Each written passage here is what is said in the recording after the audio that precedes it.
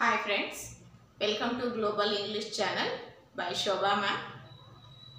ఈరోజు మనము టాపిక్ తీసుకున్నది ఏంటంటే ఫిగర్స్ ఆఫ్ స్పీచ్లో మనము పార్ట్స్ అనేది చేస్తున్నాము. అందులో ఇప్పుడు మనము ఇస్తున్నటువంటి ప్రెజెంటేషన్ ఏంటంటే about the climax and anti climax or bathos. వీటి గురించి మనము ఈ క్లైమాక్స్ అంటే ఏంటి, యాంటీ క్లైమాక్స్ అంటే ఏంటి అని మనం ఇప్పుడు తెలుసుకోవడానికి ముందు small request, please subscribe and also activate bell icon, also all symbol. ఇంకొకటి ఏంటంటే వీడియో మీరు స్కిప్ చేయకుండా దయచేసి మీరు ఎండింగ్ వరకు చూడగలరని మా యొక్క మనవి. Now let us come to the video friends.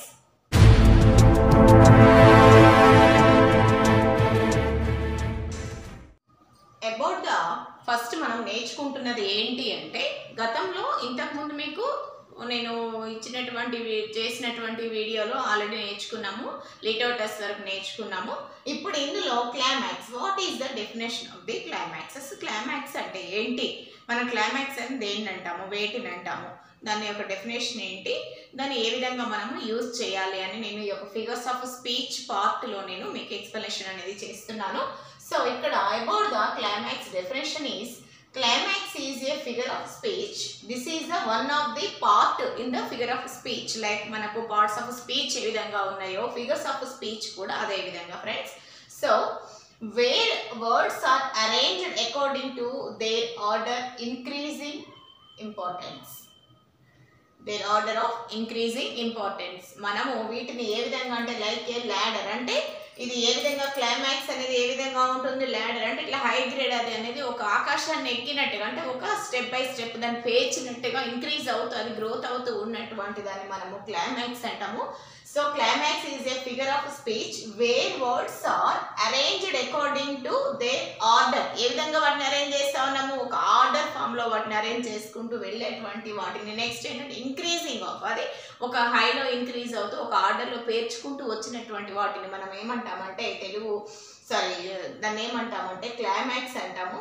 So that is like A ladder. Ladder అంటే ఏంటి, నిచ్చెన. మనకు తెలుసు కదా ఏ విధంగా మనం స్టెప్ బై స్టెప్ వేసినట్టుగా ఏ విధంగా పైకి మనము ఎక్కడానికి ఏ విధంగా మనము స్టెప్స్ అనేది అరేంజ్ చేస్తామో అదేవిధంగా ఎక్కువ క్లైమాక్స్ అనేటువంటి డెఫినేషన్ కూడా climax is a figure of speech where words are arranged according to their order of increasing importance.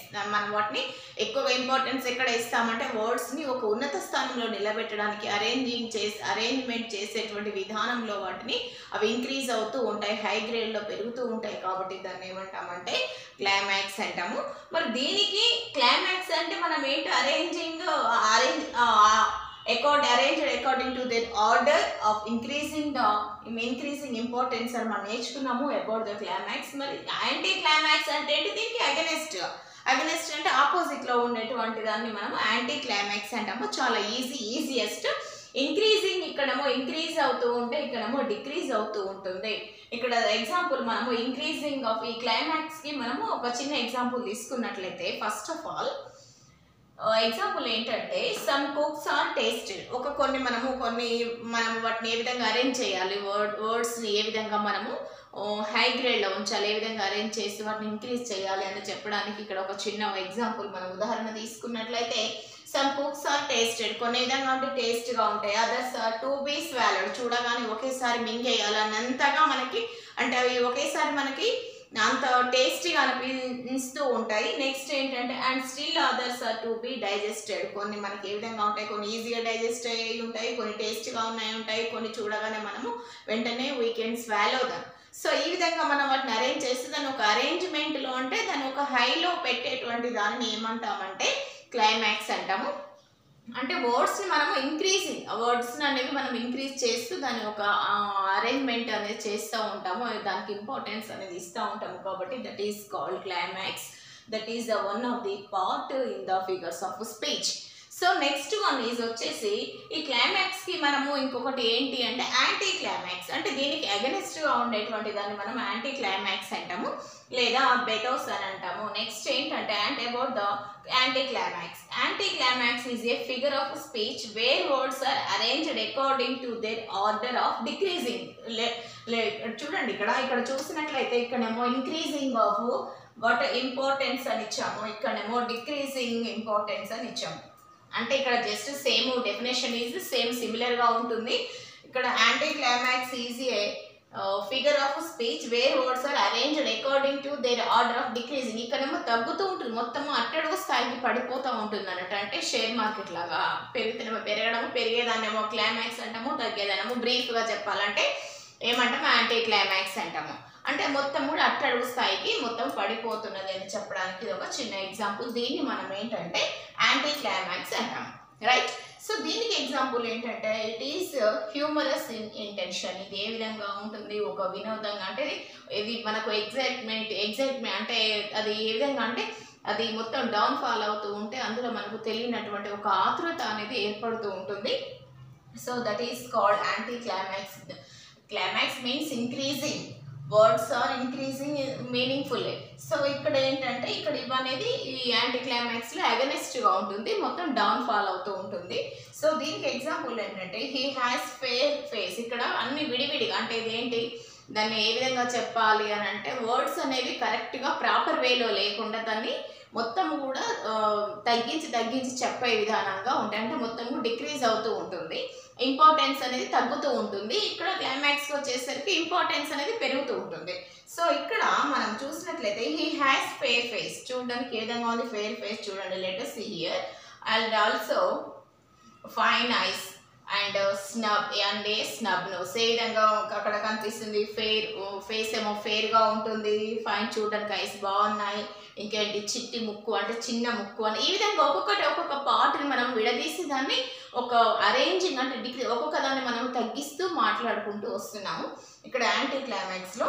Next example తీసుకున్నట్లయితే హీ లాస్ట్ హీస్ ప్రాపర్టీ. అతని ప్రాపర్టీ లాస్ అయ్యాడు. ఇంకేంటంటే wife and dog also, not only property. దీనంతా మనం ఒక సెంటెన్స్లో ఒకటే meaningful ఆర్డర్లో ఇవ్వకుండా ఒక్కొక్క భాగాన్ని మనం తగ్గించి దాన్ని మొత్తం కూడా దాని యొక్క స్థానం అనేది మొత్తం కూడా తగ్గించి రాస్తున్నాము, తగ్గించి చెప్తున్నాము. కాబట్టి ఇక్కడ ఏంటంటే he lost his property and also his wife and dog to. ఇక్కడ అతని వైఫ్, ఇక్కడ మనము ప్రాపర్టీ ఒకటే కాదు అతని వైఫ్ అండ్ డాగ్ కూడా లాస్ అయ్యాడని చెప్పేదాన్ని మనం ఇక్కడ ఏ విధంగా దాన్ని విడదీసి మనము దాన్ని మొత్తం తగ్గించి చెప్తున్నాము అంటే he lost his property, his wife and dog too. This is example of the anti climax. ఇక్కడ క్లైమాక్స్ యొక్క ఎగ్జాంపుల్ ఏమని ఇచ్చాము, అవి టేస్ట్గా ఉన్నాయి, others to be swallowed and still others are to be digested. అయినప్పటికీ ఇంకా కొన్ని విధంగా డైజెషన్గా ఉంటాయి, అంటే వాటిని మనం పెంచుతూ ఉన్నాం. అక్కడ క్లైమాక్స్కి వచ్చేసరికి వర్డ్స్ని ఏ విధంగా మనం వాటికి ఇంపార్టెన్స్ ఇస్తూ వాటిని పెంచుతూ ఉన్నాము. యాంటీ క్లైమాక్స్కి వచ్చేసరికి వాటిని మొత్తం కూడా మనం తగ్గిస్తూ ఫేర్ ఫేస్ అన్నాము, ఫైన్ ఐస్ ఓకే నార్మల్గా ఉంది. నెక్స్ట్ స్నబ్ నోస్ అని అంటే దాని యొక్క ఇంపార్టెన్స్ అనేది మనం ఇక్కడ తగ్గిస్తూ ఉన్నాము. Next he loss his property, his wife and dog too. అంటే ఒక వర్డ్కి మనము అరేంజ్మెంట్ చేసేటప్పుడు, ఒక సెంటెన్స్ని మనం వర్డ్స్ అరేంజ్మెంట్ చేసేటప్పుడు దాన్ని ఒక ఉన్నత స్థానంలో నిలబెట్టేటువంటి దాన్నేమో క్లైమాక్స్ అంటాము. నీచ స్థానంలో అంటే దాన్ని మొత్తం కూడా తగ్గించి మనము రాసేటువంటి దాన్నేమో యాంటీ క్లైమాక్స్ అంటాము. Okay right. ఓకే చూసారు కదా friends, this is the another next part of the figures of speech అంటే క్లైమాక్స్, యాంటీ క్లైమాక్స్. ఈ విధంగా నేను మీకు ఎవ్రీ వీడియోలో మీకు నేను బ్రీఫ్గా మీకు ఎక్స్ప్లెనేషన్ అనేది చేస్తూ ఉంటాను. So thank you friends to watching my videos. Thank you.